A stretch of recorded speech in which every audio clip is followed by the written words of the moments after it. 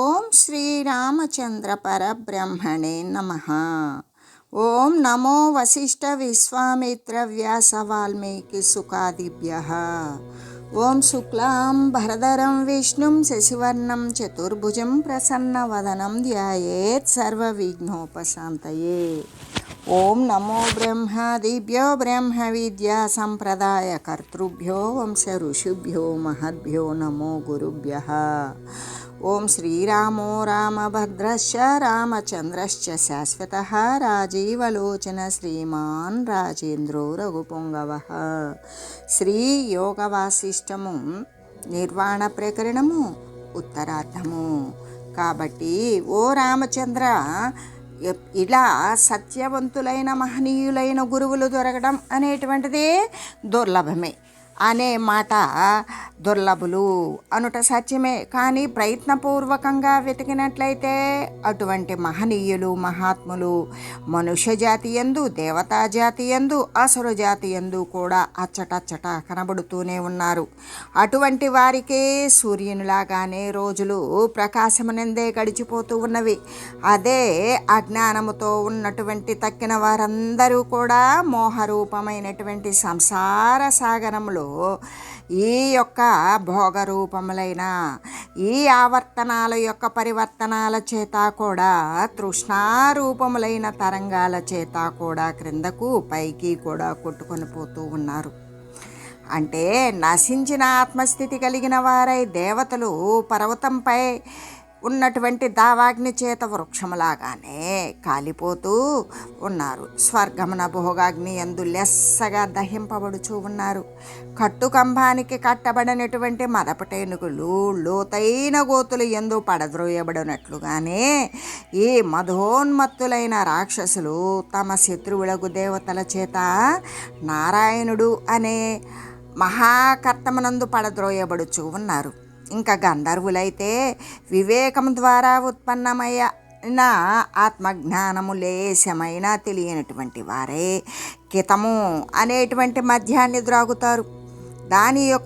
దానికి ఆ మద్యానికి వశపడిపోయి అడవి యందు హరిణాలలాగానే మృత్యువు అనేటువంటి వేటగాని వద్దకు పరిగెడుతూ ఉన్నారు. అంటే విద్యాధరులు ఏ విధంగా అంటే ఈ భోగ విద్యల యొక్క ఆధారత్వము చేత మోహితులైపోతూ ఉన్నారు. బ్రహ్మ విద్యా బలము చేత ప్రకాశించే ఉదారశీలురైన వివేకులను ఏమాత్రము కూడా ఆదరించడం లేదు. ఇంకా యక్షులైతే భయము, జ్వరము, ఉన్మాదము మొదలైనటువంటి దోషాలను పుట్టింపజేయడం ద్వారా జనుల యొక్క నివాసాలను క్షోభనే పెడుతూ ఉన్నారు. ఇంకా కూడా తమ దేహాలను స్థిరములు అని నమ్ముతూ ఉంటారు.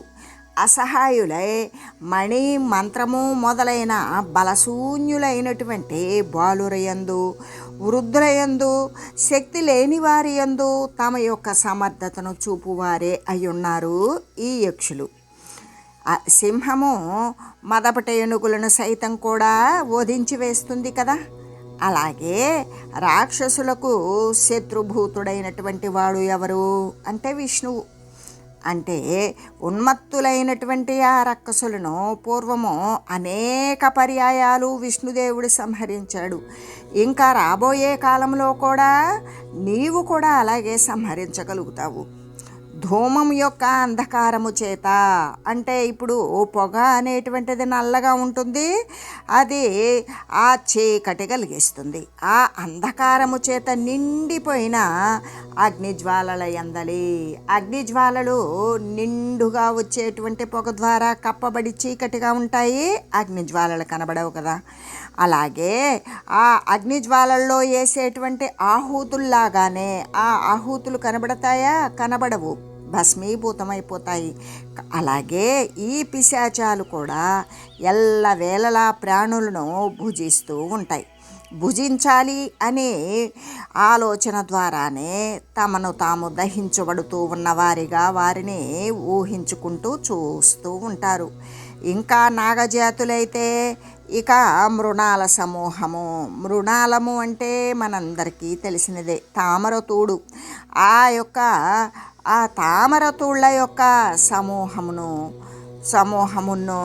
వృక్షాల యొక్క మూలములాగానే జడస్వరూపమై పాతాళమున వివేకము నశించిపోయి అక్కడ వసిస్తూ ఉన్నది ఈ నాగజాతి అంతా కూడా. ఇంకా భూతలమునందు ఉన్నటువంటి కీటకాలులాగానే శూన్య ప్రదేశాలను ఆశ్రయించి ఉండేటువంటి అసురులు అనబడే బాలకుల యందు అయితే ఇంకా వివేకము అనేటువంటి ప్రసంగం ఏమన్నా ఉన్నదా అంటే లేదు. ఎక్కడ ఉన్నది? అల్పమాత్ర కణార్థేన సంచరంతి దివానిసం పిపీలక సధర్మాణః ప్రాయేణ పురుష అపి. చీమలలాగానే మనుజులు కూడా అల్పమాత్రములైనటువంటి విషయ కణాలను గురించినటువంటి లోభము చేత అంటే దినాలు కూడా సంచరిస్తూ ఉన్నారు.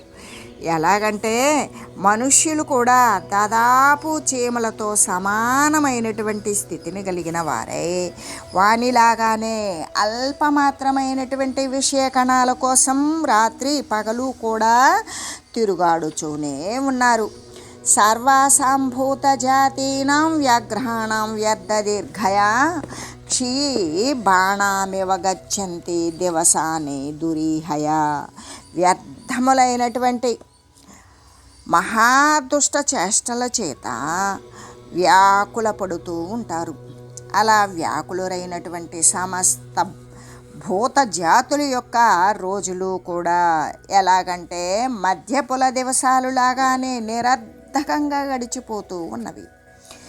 వ్యాకులత్వముతో ఉన్నటువంటి బాధపడుతూ ఉన్నటువంటి ఈ సమస్త ప్రాణికోట్లకు కూడా మహాదుష్ట చేష్టల చేత రోజులు ఎలా గడిచిపోతూ ఉన్నవి అంటే కళ్ళు త్రాగినటువంటి వారికి లాగానే వ్యర్థంగా గడిచిపోతూ ఉన్నవి. నకించత్ పంస స్పృశత్యంత వివేకో విమలోజనం జలే గాధే నిపతితం నిమజ్జంతం రజోయధ. అగాధ జలమున పడి మునుగుచూ ఉన్నటువంటి వానిని ధూళి అనేటువంటిది స్పృశించగలుగుతుందా? లోతైన అగాధములో పడినటువంటి వాడు జలములో పడి నీటిలో పడి మునుగుచూ ఉన్నాడు. వానిని ధూళి అనేటువంటిది అంటుతుందా? అంటలేదు. అలాగే నిర్మలమైనటువంటి వివేకము ఒకంతైనా సరే మనుజుని యొక్క హృదయాన్ని ఏమాత్రము కూడా స్పృశించడం లేదు అనే చెబుతూ అగాధమైన జలమున నీటిలో పడిపోయినటువంటి వానికి పైన గాలిలో ఉన్నటువంటి దుమ్ము అంటనట్లుగానే ఈ ప్రపంచమున నిర్మలమైన మాలిన్యరహితమైన వివేకము ఒకంతైనా సరే మనుజుని యొక్క అంతరంగమును ఏమాత్రము కూడా ఆ హృదయాన్ని ఏమాత్రము స్పర్శించలేకపోతూ ఉన్నది. నీ అంతే నియమాధూత మానవాయుభి కాంపికై స్ఫుటతాపూతా కిరారునికరా ఇవ. చేటల చేత ధాన్యాన్ని తూర్పారబట్టేటప్పుడు ఏమవుతుంది? ఆ పొట్టంతా కూడా గాలి చేత కొట్టుకుపోబడి గట్టిగా ఉన్నటువంటి ధాన్యమే రాశిలా పడుతుంది. అలాగే ఈ దేహములు మొదలైనటువంటి వాటి అందలి అభిమానము అనే వాయువుల చేతను నియమముల చేతను చెలింపబడినటువంటి వారే జనులు కొట్టుకొని పోతూ ఉన్నారు, కొట్టబడుతున్నారు, ఎగరగొట్టబడుతూ ఉన్నారు. అంటే ధాన్యాన్ని తూర్పారపట్టేటువంటి రైతుల చేత నిస్సారమైన ధాన్యము ఈ పొట్టంతా ఎగరగొట్టబడుతుంది కదా. అలాగే మనుజులు కూడా ఈ దేహము మొదలైనటువంటి అభిమానము ఉన్నటువంటి ఆ వాయువు చేత మనుజుల యొక్క దేహాధ్యాభిమానమును వాయువు చేత ప్రకంపితులై ఉంటారు, ఎగరగొట్టబడుతూ ఉంటారు. తూర్పారబట్టేటప్పుడు పొట్టు ఎలా పడిపోతుందో దేహాభిమానం ద్వారా ఈ యొక్క వారు ప్రకంపితులై ఎగరగొట్టబడుతూ ఉన్నారు. సుర, రక్తపానము, మాంసము మొదలైనటువంటి భోజన రూపమగు బురదతో కూడినది అయి ఈ తామస ఫల భోగాసక్తి రూపమైనటువంటి దుర్గంధముతో కూడినటువంటి పల్వలము. అంటే ఒక మడుగునందు యోగిని గణాలు అనేటువంటివి ఉన్నవి. యోగిని గణాలు అంటే ఒకానొక స్త్రీ దేవతా సమూహాలు. అవి నికృష్టములైనటువంటి కీటకాలులాగానే పడి ఉన్నవి అని చెబుతూ, కేవలం హేమచంద్రేంద్ర రుద్రార్క వరుణానిలాహ జీవన్ముక్త హరిబ్రహ్మ గురు శుక్ర నలాదయ. అంటే దేవతల యందు కేవలము యముడు, చంద్రుడు, ఇంద్రుడు, రుద్రుడు, సూర్యుడు, వరుణుడు, వాయువు, బ్రహ్మ, విష్ణు, బృహస్పతి, శుక్రాచార్యుడు మొదలైనటువంటి వారు అంతా కూడా, ఇక అగ్నిదేవుడు మొదలైనటువంటి వారు అందరూ కూడా వారు జీవించి ఉండగానే ముక్తత్వాన్ని పొంది ఉన్నారు. ప్రజాపతీనాం సప్తర్షి దక్షాద్యాః కశ్యపాదయః నారదాద్యః కుమారాద్యాః సనకాద్యాః సురాత్మజాః. ప్రజాపతులలో అయితే దక్షుడు, కశ్యపుడు, దేవర్షులు, నారదుడు, దేవపుత్రులందు కుమారుడు, మరి సనకాదులు, సనకుడు, సనందుడు, సనత్కుమారుడు, సనత్సుజాతుడు అనబడేటువంటి ఉన్నారు అని చెబుతూ, అంతేకాదు వీరంతా కూడా జీవన్ముక్త స్థితిని పొంది ఉన్నారు. దానవానాం హిరణ్యాక్ష బలి ప్రహ్లాద శంభరాః మయవృత్రాంధ్ర నముచి కేశిపుత్ర మురాదయ. అదే దానవుల యందైతే హిరణ్యాక్షుడు, బలి, ప్రహ్లాదుడు, శంబరుడు, మయుడు, వృత్రుడు, అంధకుడు, నముచి, కేశిపుత్రుడు, మురా అనేటువంటి మొదలైన వారంతా కూడా వీరు జీవన్ముక్త స్థితిని పొంది ఉన్నారు అని చెబుతూ, విభీషణాధ్యార రక్షస్సు ప్రహస్తేంద్ర జిదాదియః శేషతక్షక కర్కోట మహాపద్మాదయోహిషు. ఆ విధంగానే ఈ రాక్షసుల యందు వీళ్ళందరూ ఉంటే, ఎవరు? విభీషణుడు, ప్రహస్తుడు, ఇంద్రజిత్తు మొదలైనటువంటి వారు జీవన్ముక్తులై ఉంటే, అదే నాగుల యందు తక్షకుడు, కర్కోటకుడు, ఇంకా మహాపద్ముడు మొదలైనటువంటి వారు అందరూ కూడా జీవన్ముక్తులైనటువంటి వివేకులే అయి ఉన్నారు.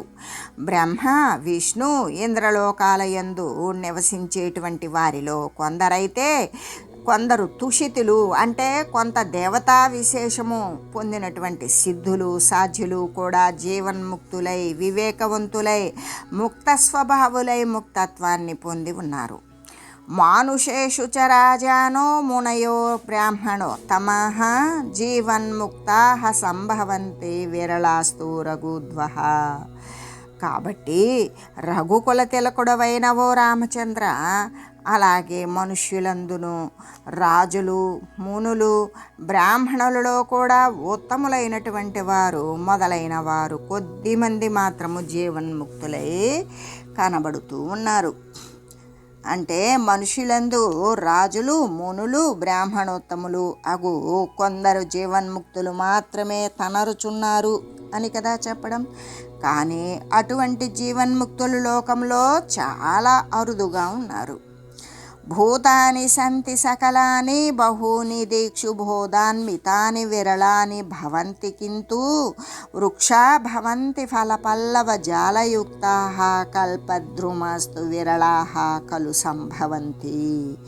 ఓ రామచంద్ర, ఫలపల్లవాదులతో కూడినటువంటి వృక్షములు ఏ విధంగా చిగుళ్ళతో, ఆకులతో, పల్లవాలతో, శాఖలతో ఉన్నటువంటి వృక్షాలు అన్ని చోట్ల ఉన్నవి. కానీ కల్పక వృక్షాలు అంటే కల్పించిన మాత్రము చేత కోరికను సిద్ధింపజేసేటువంటి కల్ప వృక్షాలు మాత్రం చాలా కొద్దిగా ఉన్న విధంగానే ఈ దశ దిశల యందు కూడా, ఈ 10 దిక్కుల యందు కూడా ప్రాణికోట్లు అనేకులు ఉన్నారు. కానీ అందులో జీవన్ముక్తులైనటువంటి వారైతే చాలా అరుదే కదా. ఎందరో జీవులు దిక్కులయందు అంతటా నిండి ఉన్నారు, కానీ మరి ఆత్మజ్ఞానంతో కూడినటువంటి వారైతే అందులో చాలా అరుదు. ఈ యొక్క ఫలాలతో, పుష్పాలతో, చిగుళ్ళతో, కొమ్మలతో, ఆకులతో ఉన్నటువంటి కూడిన సామాన్యమైన వృక్షాలైతే సర్వత్రా నిండి ఉన్నవి, కానీ కల్పవృక్షాలు మాత్రం చాలా అరుదే కదా. వర్ణ్యతే సర్వశక్తిత్వ స్తవాదుద్యుక్తి సత్యత భోగాసక్తిశ్చ సర్వేషాం తత్వజ్ఞ విరళ స్థితి. పరమాత్మ యొక్క సర్వశక్తిత్వము వలన కూడా వాదులందరి యొక్క వచనాల యొక్క కూడా సత్యత్వము, భోగముల యందు సర్వజీవుల యొక్క ఆసక్తి, తత్వజ్ఞుల యొక్క దుర్బలత్వము మొదలైనటువంటి విషయాలు ఇక్కడ వర్ణించి తెలియజేయబడింది. ఇంకా కూడా శ్రీ వశిష్ఠ గురుదేవులు ఇలా చెప్తూ ఉన్నారు, వివేకినో విరక్తాయ అంటే ఏ విధంగా ఈ నిర్వాణ ప్రకరణమునందు ఉత్తరార్ధమున వివేక విరళత్వ వర్ణనము అనేటువంటిది తెలియజేసి ఇంకా కూడా శ్రీ వశిష్ఠ గురుదేవులు ఇలా చెప్తూ ఉన్నారు, వివేకినో విరక్తాయే విశ్రాంతాయే పరే పదే తేషాం తనుత్వ మాయాంతి లోభమోహాదయోరయ. ఓ రామచంద్ర, వివేకులును విరక్తులును ఎటువంటి వివేకమో సత్య వస్తువును గురించి తెలిసినటువంటి వివేకము, అసత్య వస్తువును దూరీకరించుకోగలిగినటువంటి వివేకము. దానివల్ల ఎప్పుడైతే సత్య వస్తువును గురించి కలిగినటువంటి ఆ వివేకత్వము ఏదైతే ఉన్నదో దాని ద్వారా విరక్తులు అయి ఉంటారు. దేని పట్ల? దృశ్యమాన అస్థిర వస్తుతతి పట్ల వారు విరక్తి తత్వమే కలిగి ఉంటారు. అటువంటి వివేకులు విరక్తులు పరమాత్మ పదమున విశ్రమించిన వారే అగు మహనీయులకు లోభము, మోహము మొదలైనటువంటి శత్రువులు ఉంటారా? అసలు వారి దగ్గరే ఉండరు. అంటే లోభమోహాలు అనేవి తగ్గిపోతాయి. నహృష్యంతి న కుప్యంతి నా విశ్యంత్య హరంతి చ ఉద్విజంతేపి నోల్లోకాల్లోకాన్ను ద్వేజయంతి చ.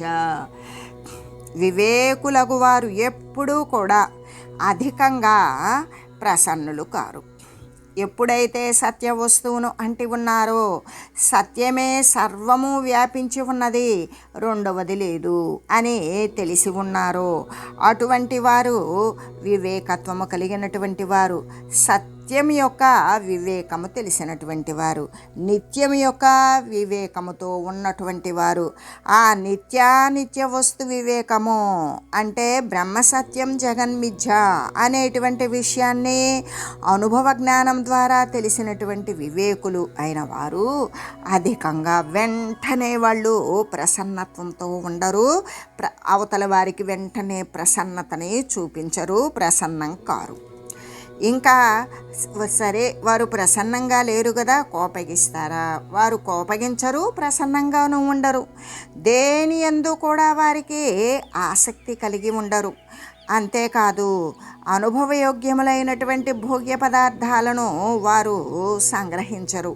జనుల వలన వాళ్ళు ఏమాత్రము వారి యొక్క పొగడ్తలకు కానీ తెగడ్తలకు కానీ వారు చేసేటువంటి నిందాస్తుతులకు వారు ఎటువంటి ఉద్వేగాన్ని పొందరు. జనులను ఉద్వేగులను గావింపరు అని చెబుతూ నాస్తికత్వంతో కూడినటువంటి దురాచారాలను వివేకులైనటువంటి వారు ఎప్పుడూ కూడా వనర్పరు. ఆస్తికత్వంతో కూడిన అతి క్లేశకరమైనటువంటి వైదిక కర్మానుష్ఠానాల యందు కూడా వారు ఏమాత్రము తత్పరులు కాకుండానే ఉంటారు. ప్రతి పని యందు కూడా ఇష్టము కలిగి ఉండరు, మరి అయిష్టము కలిగి ఉండరు. వారు దురాచారాలు చేయరు. ఆస్తికత్వంతో కూడి అతి కష్టమైనటువంటి కర్మను కూడా అనుసరించరు. వాళ్ళు ఎలా ఉంటారంటే మనసు హరించిన వారై ఉంటారు, మనసు నశించిన వారై ఉంటారు, మధురమైనటువంటి చక్కని ఆచరణ కలిగిన వారై ఉంటారు, ప్రియంగా ఉంటారు, ఇష్టంగా కోమలంగా సున్నితంగా ఉంటారు, కోమలంగా వచించు మాట్లాడేటువంటి శాంతంగా ప్రసన్నంగా మాట్లాడేవారే కనబడుతూ ఉంటారు. అంటే వివేకులు ఎలా ఉంటారు అంటే చంద్రకిరణాలు లాగానే.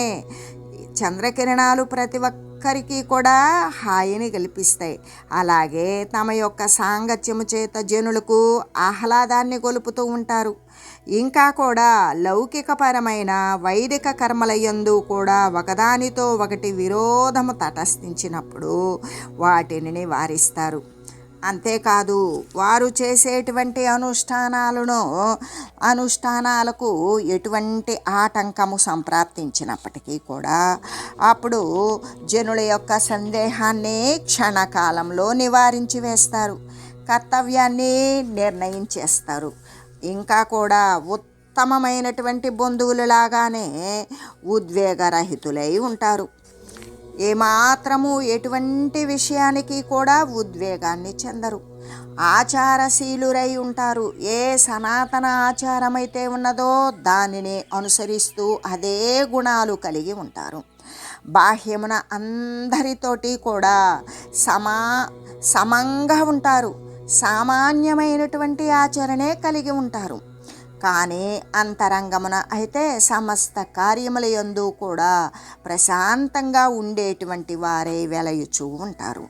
ఇంకా కూడా వివేకులైనటువంటి వారు శాస్త్రార్థ రసికులు అయి ఉంటారు. శాస్త్రములోని అర్థాలను ఆనందించేటువంటి వారై ఉంటారు.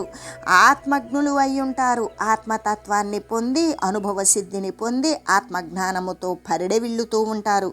జగత్తు యొక్క పూర్వాపరతత్వాన్ని ఎరిగినటువంటి వారు.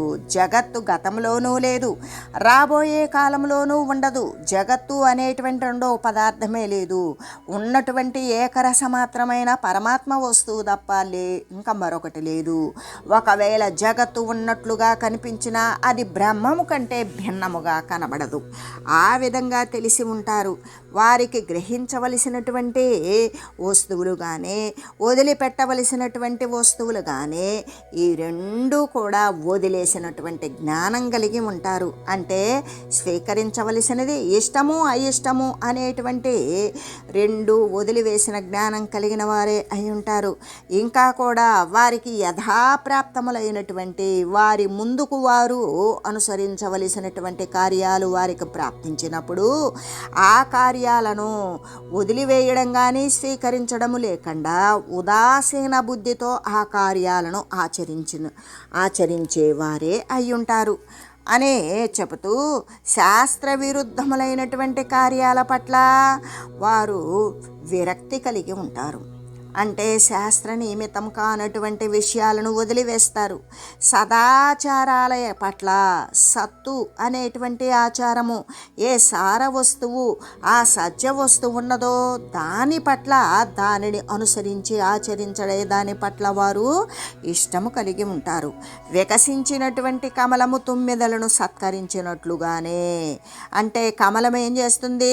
తుమ్మెదలను ఆహ్వానించినట్లుగానే ఉపదేశము చేత హృదయ కోశమును తెరచడం ద్వారా జ్ఞానోదయము అనేటువంటి సుగంధము చేత ఉత్తమమైనటువంటి ఆశ్రమ దానము చేతను సుఖాలను ఇచ్చేటువంటి భోజనాల చేతను వారి యొక్క గృహానికి వచ్చినటువంటి అతిథిజనులను సుఖాన్ని ప్రసన్నతను ఇచ్చేటువంటి భోజనాల చేతను వారి యొక్క స్వగృహానికి వారి ఆశ్రమాలకు తెంచినటువంటి అర్ధులకు అర్ధిజనులకు వారు సత్కరించు వారే కనబడుతూ ఉంటారు. జనుల యొక్క పాపాన్ని హరించేటువంటి ఆ జ్ఞానులు తమ ఉత్తమమైనటువంటి గుణాల చేత సత్పురుషులను వశం చేసుకుంటూ ఉంటారు అనే చెబుతూ, అంటే శీతలాస్పదవత్సిగ్నాః ప్రావృషీవ పయోధరాః భూభృద్భంగకరం ధీరా దేశభంగదమాకులం రోధయంత్యాగతం క్షోభం భూకంపామివ పర్వతాః ఉత్సాహయంతి విపది సుఖయంతి చ సంపది. వర్షాకాలమందలి మేఘంలాగానే వనాదుల్లాగానే శీతల స్వభావాలతో కూడుకొని భూకంపాన్ని పర్వతాలు నిరోధించినట్లుగానే రాజుల యొక్క దేశాలను భంగము చేసేటువంటి మహామారి, దుర్భిక్షము మొదలైనటువంటి వాటితో కూడుకొని జన నష్టము, జనాలకు కష్టము, తమ యొక్క తపప్రభావము చేత సత్కర్మల యొక్క అనుష్ఠింపజేయుట ద్వారా కూడా ఆ యొక్క ఆపదలను, కరువులను, కాటకాదులను, వర్షాకాలంలో రానటువంటి వర్షాలను వీటన్నింటినీ రప్పించి రాజులకి ఆ విధంగా దేశాలలో భంగం చేసేటువంటి మహామారి రోగాలను కూడా నశింపజేసేస్తారు. దుర్భిక్షాన్ని యజ్ఞయాగాదుల ద్వారా మరి రక్షిస్తారు, వర్షాలను రప్పిస్తారు.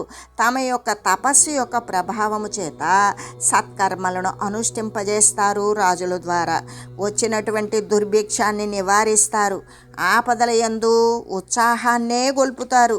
సంపదల యందు సుఖపెట్టువారే అయి ఉన్నటువంటి జ్ఞానులు ఆ విధంగా వర్తిస్తూ ఉంటారు. ఇంకా కూడా వివేకులైనటువంటి ఆత్మజ్ఞులు చంద్రబింబంలాగానే శీతలమైన హృదయం కలిగి ఉంటారు. పతివ్రత స్త్రీలలాగానే మధురమైనటువంటి ప్రేమ మొదలైన గుణాలకు నిలయమై ఉంటారు. యశస్సు అనేటువంటి పుష్పాల చేత దిక్కులను ప్రకాశింపజేస్తూ ఉంటారు. భవిష్యత్కాల సత్ఫలాల కోసం కారణభూతులై భాసిల్లుతూ ఉంటారు. అందుకే పుంస్కో కిల సమాలాప మాధవ ఇవ సాధవ. ఇంకా కూడా అటువంటి జ్ఞానులకు సాధువులు పురుష కోకిలలాగానే మధుర భాషులై వసంత ఋతువున లాగానే చిన్నుందుతూ ఉంటారు. నేను మనోరథములు అనేటువంటి తరంగాల చేతను, అంతేకాదు సుడిగుండాలు అనేటువంటి దాని చేత నిండిపోయినటువంటివియు, వ్యామోహము అనే మొసలికి స్థానభూతమైనదియు, కమలవనమును మధించేటువంటి హేమంతములాగానే, అంటే కమలవనాన్ని తామర పువ్వుల మీద ఎప్పుడైతే హిమము అంటే మంచు పడిందో అప్పుడు కమలవనము అంటే తామర పువ్వులు క్షీణించిపోతాయి. అలాగే జనుల యొక్క నివాస స్థానాన్ని మదించేటువంటి శోకము, మోహము మొదలైనటువంటి షడూర్ముల యొక్క విక్షోభము చేత, షడూర్ములు యొక్క విక్షోభము చేత, షడూర్ములు అన్నప్పుడు జనన మరణాలు, సుఖ దుఃఖాలు, మరి ఆకలి దప్పికలు. జనన మరణాలు దేహధర్మము, మనోధర్మం సుఖదుఖాలు, ప్రాణధర్మం ఆకలి దప్పుకలు. ఇటువంటి 6 రకాలైనటువంటి వాసనల విక్షోభము చేత చంచలమైనది అయిన ఈ రాజు మొదలైనటువంటి చిత్తము అనే మహాసముద్రమున ఉన్న సాధు పొంగవులు వివేకోపదేశాదు ఈ మొదలైన ఉపాయాల చేత ఈ యొక్క తీరస్థ పర్వతంలాగానే నిరోధించడానికి శక్యులే అవుతారు అనే చెబుతూ ఆపత్సుబుద్ధినాశేషు కల్లోలేష్వాకులేషు చ సంకటేషు దురంతేషు సంతయేవ గతి సతాం. కాబట్టి ఆపదలయందు బుద్ధి నశించినప్పుడు జరామృత్యు శోకమోహాది షడూర్ములయందు కూడా ఈ వ్యాకుల స్థితులయందు ఇతరమైనటువంటి సంకటాలయందు, దుఃఖాలయందు, కష్టాలయందు, దురంతాలయందు కూడా తత్వజ్ఞుడగు జ్ఞానియే జనులకు శరణ్యుడు అవుతాడు కదా అనే చెబుతూ, ఎలాగంటే ఆపదలయందు బుద్ధి నశించినప్పుడు కూడా, ఎవరికైతే ఆపద సంభవించిందో అప్పుడు కానీ, బుద్ధి నశించినప్పుడు కానీ, కల్లోల పడేటప్పుడు కానీ, వానికి వ్యాకులమైన పరిస్థితి వచ్చినప్పుడు కానీ, గొప్ప గొప్ప సంకటాల యందు కూడా సత్పురుషులు మాత్రమే, సత్పురుషులు ఎవరు? జ్ఞానులే. ఆ సత్పురుషులకు జ్ఞానులే వివేకవంతులకు శరణ్యమై ఉంటారు అని తెలియజేస్తూ, ఓం మంగళం శ్రీ గురుదేవాయ మహనీయ గుణాత్మనే సర్వలోక శరణ్యాయ సాధురూపాయ మంగళం. ఓం మంగళం కోసలేంద్రాయ రామాయ రామభద్రాయ చక్రవర్తి తనూజాయ సార్వభౌమాయ జానకీ వల్లభాయ శ్రీరామచంద్రాయ మంగళం. ఓం తత్సత్.